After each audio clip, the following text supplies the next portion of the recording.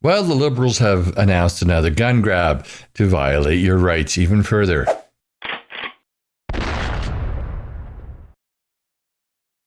Welcome to my channel, y'all. I hope you're having a great day. Well, I would have gotten to this story a lot sooner, but I was teaching a class on the weekend and just didn't have the time to do it. It wasn't available. Well, on Friday last week, the Liberals announced that they were seizing more firearms from the Canadian people, essentially violating our rights. Let's go to a press conference when they announced this, and then I'll have a few things to say about it, and I'll explain why I think that it is a violation of our rights, and I'm kind of wondering why nobody has actually pursued this particular angle. My name is Rachel Bendayan. I'm the Associate Minister of Public Safety and the Minister for Official Languages. I'm here to make an announcement on gun control measures that will help save lives and keep Canadians safe. Well, of course, it's not about public safety. It's not about saving lives. No, it's about the election. They roll this out all the time when an election is around the corner. They did it the last time and they did it the time before. No, this is not about saving lives. This is about trying to get reelected. So right off the bat, she's starting off with a lie. Let's go back to the press conference and see what more lies she'll be telling us. I have been working alongside the Canadians standing with me here and many, many more for several years now, working to make our communities safer for our kids, working to make the women we know and love feel safer, working to stem the gun violence we see in our cities. So right there, she let something out of the bag. She said she wants to stop gun violence. She doesn't want to stop all violence. She just wants to stop gun violence. And that's very important because it's all about the gun. It's not about the violence. It's not about keeping people safe. It's an election issue. And that's all it is. In 2020, our federal government banned what is now over 2,000 models of assault-style firearms. In 2022-23, our government passed legislation to freeze the market for handguns in Canada, banning the sale, transfer, and importation of handguns into the country. Just recently, in December 2024, we went further, banning some of the additional assault-style weapons that remained in the Canadian market. Today, our government is finishing the job, adding a further 179 unique makes and models of assault-style weapons to the list of prohibited firearms here in Canada. This prohibition takes effect immediately. It is our hope, our government's intention, that this be the last discrete listing of assault-style firearms for prohibition.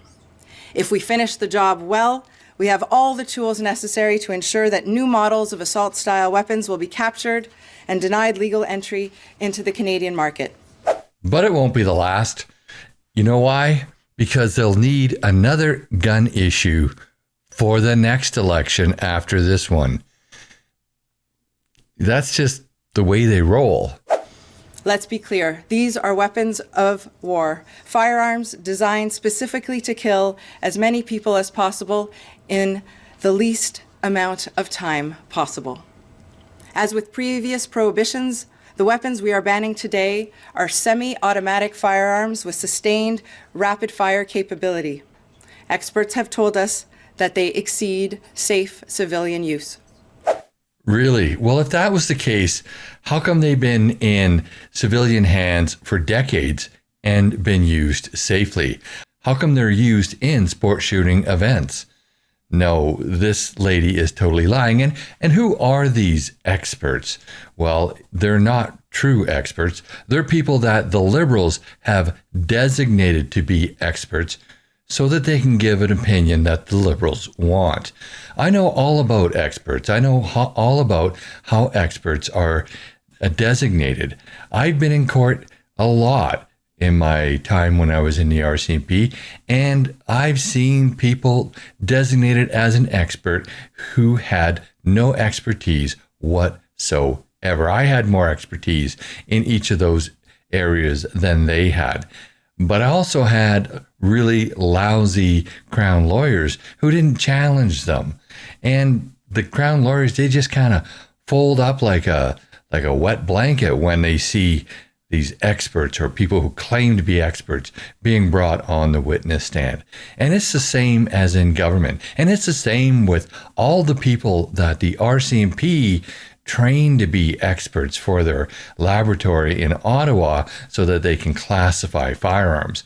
They're not really experts, but the Liberals want you to believe they are. I take my responsibilities as minister very seriously. In a world filled with uncertainty, my top priority is keeping Canadians safe. Firearms meant for the battlefield should never see the light of day on our streets. Canadians have seen firsthand the devastating impact of these weapons. Polytechnique, Portapique, Moncton, Dawson, the Quebec City mosque shooting. These tragedies represent dark moments in our country's history.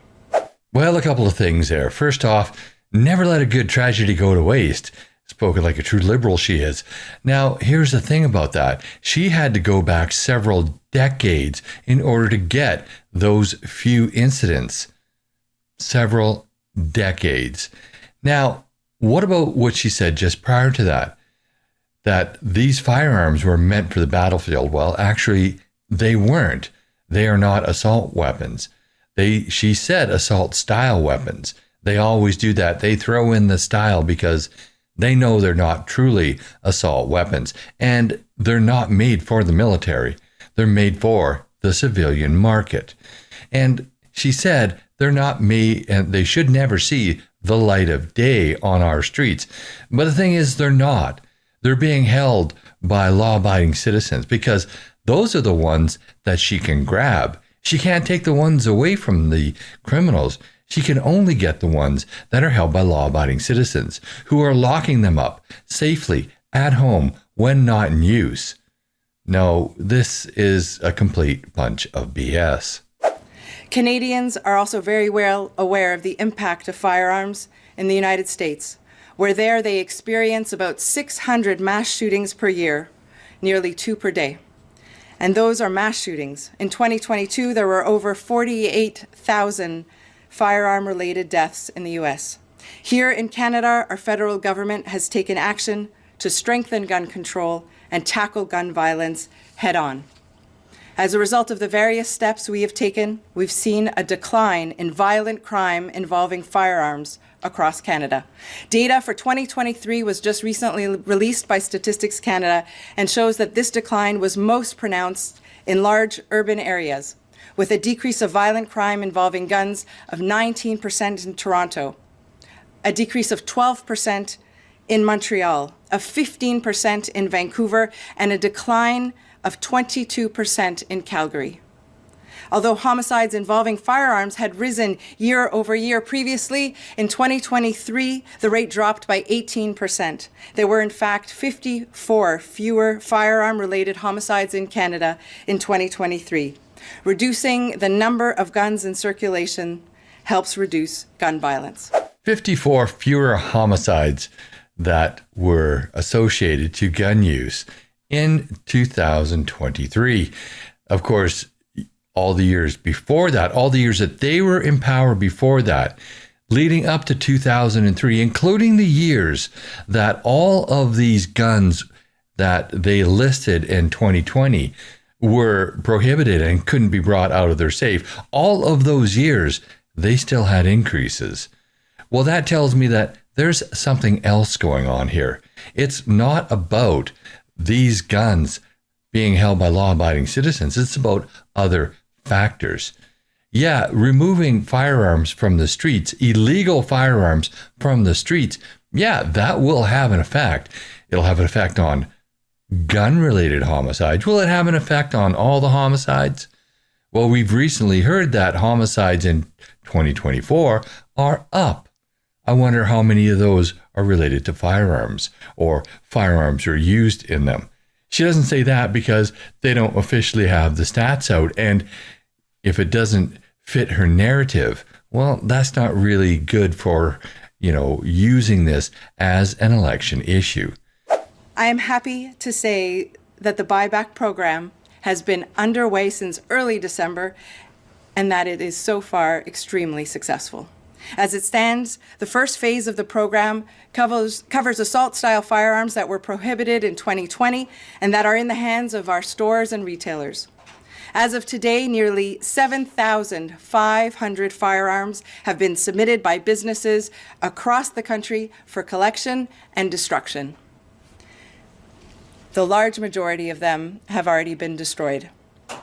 I had the opportunity to personally witness the destruction of some of these firearms, and I want to give a sincere thanks to the men and women of the RCMP for the professionalism with which they do this work. I find it quite disturbing how elated she is at that. Destroying other people's property obviously makes her happy, just like seizing, bank accounts from people. Well, that must make her happy as well. She was in the federal government back then, wasn't she? Think about this, though. If these guns were so dangerous, why did it take them 5 years to start seizing them? And why have they only seized 7,500? This is just not an effective program, and it will not reduce crime. I'm also happy to report that the government will be ready later this spring to commence compensating Canadian firearm owners that work with the police of jurisdiction across the country. I will leave the Deputy Commissioner of the RCMP to respond to questions in that regard. But let me tell you from the political perspective how heartened I am by the interest of so many jurisdictions already. I'm happy to announce today that we have just signed a contribution agreement with the City of Winnipeg to participate in the program fully, and several agreements are on their way for signature. Before I move on, allow me to specify and to reassure Canadian hunters in particular. Even with a successful completion of the buyback program, even with the prohibition we are adding today, there are still over 19,000 unique makes and models of non-restricted firearms available for hunting and sports shooting in Canada. So she's happy to announce that just around the start of the election season, she's going to start seizing firearms from law-abiding citizens. Oh, and she's also happy to announce that although several shooting sports have been shut down because they can't get new people joining in because of the handgun freeze, and they can't get people participating because of the AR-15 freeze, there are still plenty of firearms you can use in shooting sports and for hunting. What a bunch of crap. We now have one of the most complex systems of firearm classification in the world. This creates challenges for law enforcement, and we've heard that directly from our policing partners. It also creates challenges for lawful gun owners who deserve certainty. I want to be very clear on this point. The overwhelming majority of gun owners abide by the law. But it's become harder and harder for people who want to do the right thing to follow a classification system that is so complex. In the past, we've seen some firearm models that were designed for military use be later marketed for hunting and civilian use. The SKS, for example, was a firearm designed by the USSR for use in the Second World War. When the war was over, the surplus, of which there was a considerable volume, was dumped at a low price into the Canadian civilian market and marketed for hunting. So they're going to look at modernizing the classification system. Oh, and by the way, most gun owners are law-abiding, overwhelmingly so. Oh, and also, by the way, these scary guns, just after World War II, coming up to almost 90 years ago, they were dumped on our civilian market back then, and they're evil. This SKS, it's evil. It's being used for hunting, but it's evil. Well, let's hear what she has to say later about the SKS. The safety of women, the safety of all Canadians, is a non-partisan issue. Pierre Poilievre and his Conservative Party have said that they would reverse everything that our government has done to protect Canadians from gun violence, including reversing the important measures we've announced today and over the last many years. I believe that no one is made safer by adding more semi-automatics into our communities, and that is why I am here today. So it's a nonpartisan issue, yet Pierre Poilievre doesn't agree with it, and he's going to reverse it. And that's why you're bringing this up right before an election. Actually, no, that's not why you're bringing it up right before the election. You're bringing it up right before the election to scare people so that they vote for you. Scare stupid people who don't know anything about firearms and who will believe everything you say. Maybe people in the big city, in the GTA, and downtown Vancouver, and in Montreal. Maybe those people, but most people outside those areas, they have the ability to rationalize. They have a little bit more intelligence. Unfortunately, we make up the minority because so many people live in the GTA and in Montreal and in Vancouver. And it's because they don't like guns that you're dictating to the rest of us how we should live our lives, even though we've done so peacefully and safely for the last century and a half. You mentioned the SKS. We were told in the technical briefing it is not among the ones that have been prohibited today. Why is that?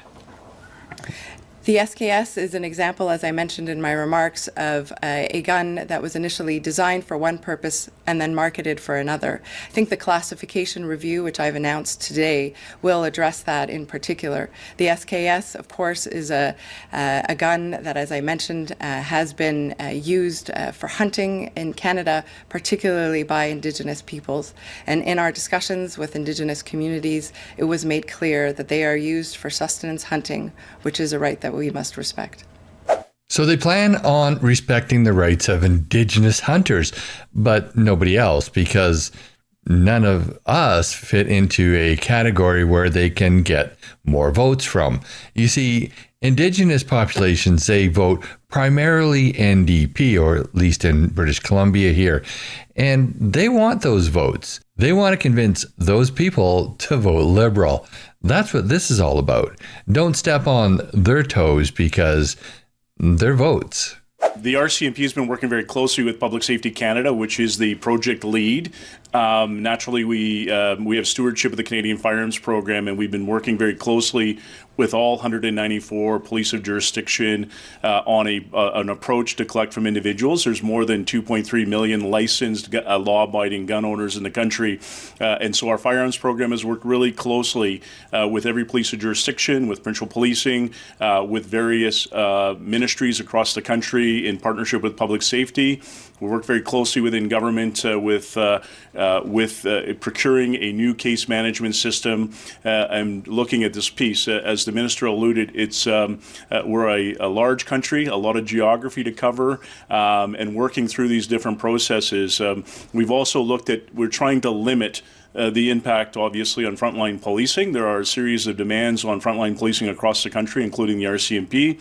So we've been looking at alternative models to collect, which limits and actually ensures that frontline policing and general duty policing do the work that their Canadians expect them to do. And so we do intend to roll out mid-June across the country in RCMP jurisdictions, and then we'll work very closely with a variety of police jurisdictions. So ongoing, but I want to emphasize the complexity and the challenge of this, and we've worked with other governments across the world to see how they've done it, and again, it is a priority, but I do want to emphasize that simply the collection piece alone, the destruction piece, is a large, complex initiative that has a significant amount. So we look forward to going live in mid-June of this year.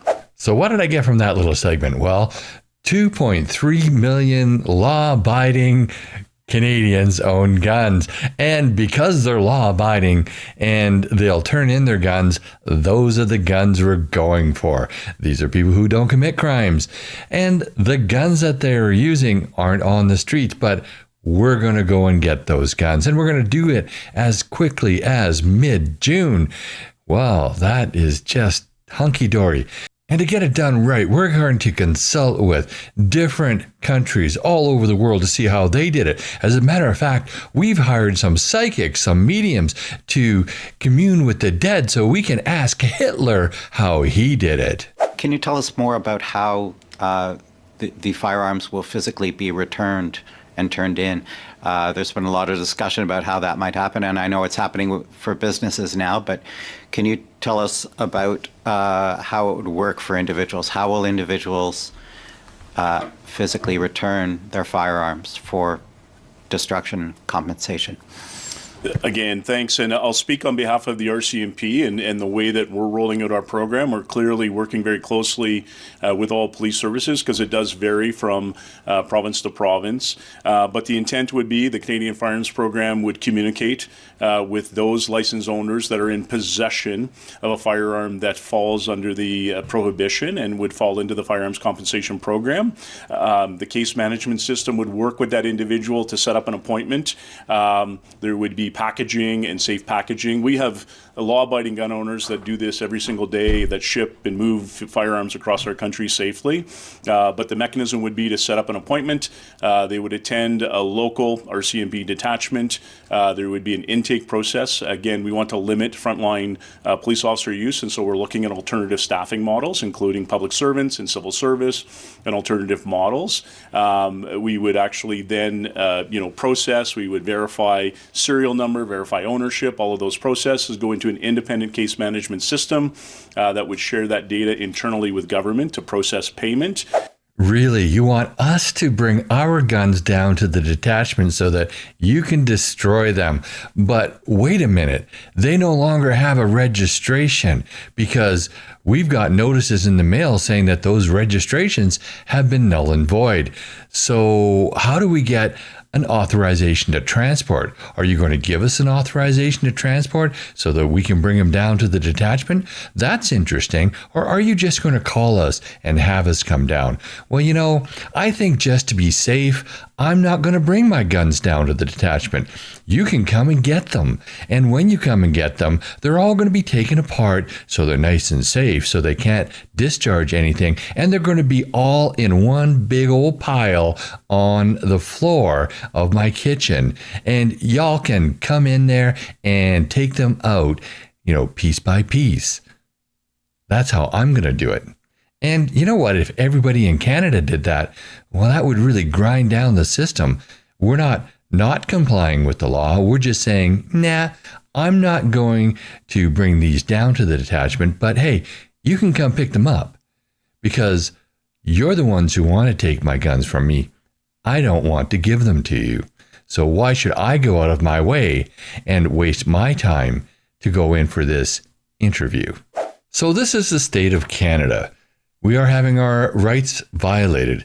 As a matter of fact, I'm thinking about doing a video just on how that is because it hasn't actually been addressed properly, or at least I don't think it has. I've been thinking about this quite a bit. Our Constitution says that they can only limit our rights when it is demonstrably justified in a free society. However, they have not demonstrably demonstrated that this will make Canada safer. They've just said it will, and they've talked to a whole bunch of fake experts to back them up. But the fact is, there is evidence to the contrary. There are studies out there to the contrary, and yet they don't refer to them because it doesn't fit their narrative. So in essence, the Constitution says it is a violation of your rights. But that's just my opinion. I'd love to know what you think. Put your comments down below. And while you're at it, please like this video, share with your friends and on social media. And if you haven't already, please subscribe to my channel and hit that bell notification so you never miss another video. Also, please join me on Thursday evenings at 6 p.m. Pacific time for my live stream on both YouTube and Rumble, where you're invited to join in on the conversation. Thanks for watching, and I'll see you in the next video.